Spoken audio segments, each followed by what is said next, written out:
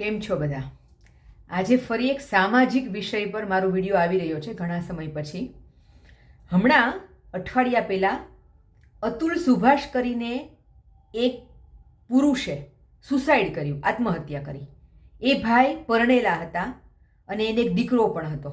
હવે એ ભાઈના સુસાઇડનું કારણ એમની પત્નીનો માનસિક ત્રાસ હતો અને એમની પત્નીએ સ્ત્રીઓના અધિકાર માટેના જે કાયદાઓ બન્યા છે એનો દુરુપયોગ કરીને એના પતિ પર, સુભાષ અતુલ પર ઘણા બધા એમણે કેસ લગાવી દીધેલા અને એના લીધે આ ભાઈ છેલ્લા 1.5-2 વર્ષથી માનસિક ત્રાસ ભોગવતા હતા અને બહુ બધો સંઘર્ષ કર્યા પછી એ ભાઈએ અંતે હારી થાકીને ન્યાય ન મળ્યો ત્યારે એમણે સુસાઇડ કરી લીધું.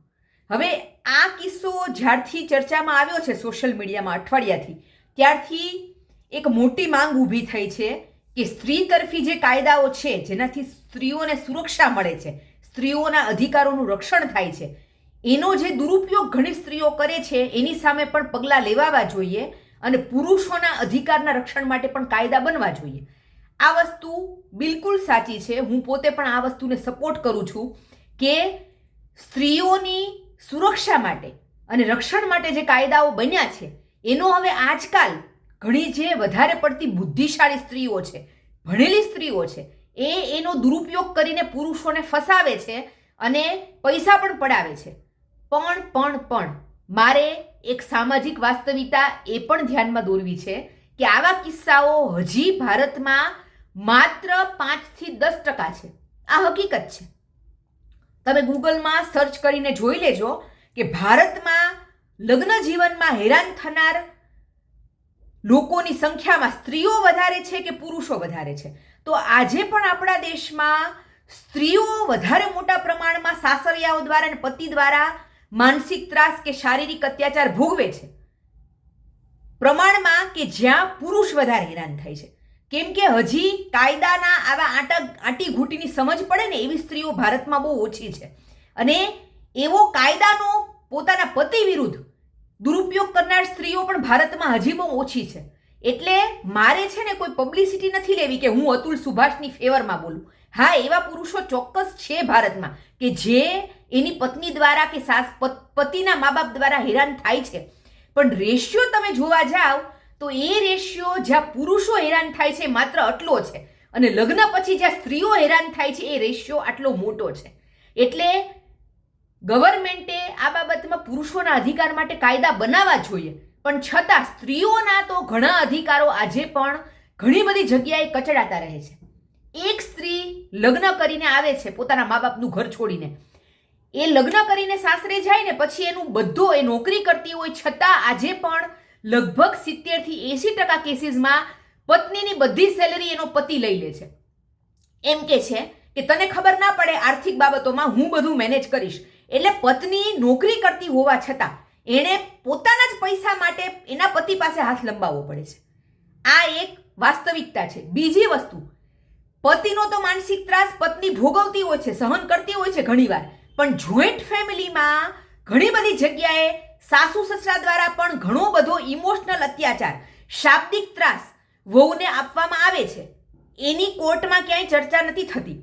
ઇવન માત્ર સાસુ સસરા નહીં, ફઈજીઓ, માસીજીઓ, સાસરાના બીજા બધા સગાવાલાઓ કે જે લોકો પતિ પત્ની વચ્ચે ઝઘડા કરાવવા જ બેઠા હોય છે, એવા ઘણા બધા બીજા બધા સગાઓનો પણ માનસિક ત્રાસ એક પત્ની સહન કરતી હોય છે અને આ રેશિયો આપણા સમાજમાં આજે પણ બહુ મોટો છે. પણ એના વિશે કોઈ પુરુષ ક્યારેય વાત નહીં કરે, કેમ કે પુરુષને પોતાનું કુટુંબ બદનામ થાય, પોતાના મમ્મી પપ્પા ખુલ્લા પડે, એ નથી ગમતું. હા, પત્નીને બદનામ કરવાની આવશે કોર્ટમાં. જો પત્ની ગઈ તો ત્યાં પુરુષ પોતે પણ પત્ની વિરુદ્ધ કાયદાનો દુરુપયોગ કરીને ઘણા બધા ચાર્જીસ લગાવે છે. એવા પણ કિસ્સાઓ છે. કેમ કે મારી એક મિત્ર વકીલ છે તો મેં એની પાસે ઘણા બધા એવા કિસ્સાઓ સાંભળ્યા છે કે જ્યાં પત્ની ખરેખર નિર્દોષ હોય છતાં સાસરિયા દ્વારા એ પત્નીને કોર્ટમાં કનડગત કરવામાં આવે છે. ઇઝીલી ડાયવોર્સ નથી આપતા, ડાયવોર્સ આપે તો પણ પછી બાળકની કસ્ટડીની બાબતમાં હેરાન કરે છે, સ્ત્રીને પૈસા આપવાની બાબતમાં હેરાન કરે છે. એટલે આ બધો રેશિયો તમે જોવા જાઓ તો અતુલ સુભાષ જેવા લગ્ન પછી હેરાન થનારા પુરુષો આજે પણ માત્ર 10% જેટલા હશે, પણ સ્ત્રીઓનો રેશિયો બહુ મોટો છે. દહેજના નામે સ્ત્રીઓને મારી નખાય છે આજે પણ ભારતમાં.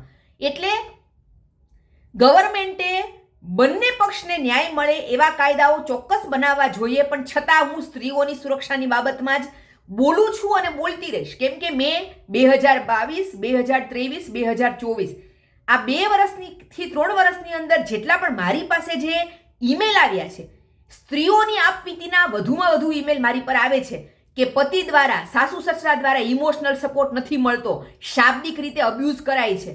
એટલે આ બધું ટોર્ચર સ્ત્રીઓ તો ઘણા વર્ષોથી સહન કરતી આવી છે, જ્યારે પુરુષો તો આજકાલ સહન કરતા થયા છે. એટલે હું એમ નથી કહેતી કે પુરુષો માટે કાયદા ન બનવા જોઈએ, બનવા જોઈએ, પણ છતાં અતુલ સુભાષ જેવા કેસ હજી ઓછા છે અને સ્ત્રીઓ અત્યાચાર સહન કરનારી અને સ્ત્રીઓને મારી નાખવાના કિસ્સાઓ, સ્ત્રીઓ પાસે માનસિક ત્રાસ, દહેજ માટે માગણી કરીને અપાતા કિસ્સાઓ આ હજી પણ ભારતમાં વધારે છે જ.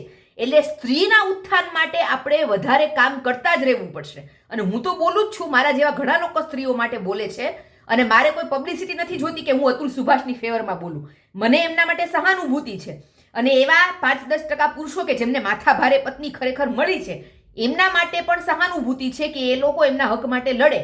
પણ છતાં સ્ત્રીઓ વધારે હેરાન થાય છે ભારતમાં સાસરિયા અને પતિ દ્વારા. એ કડવી વાસ્તવિકતા છે જેને આપણે નકારી ન શકીએ.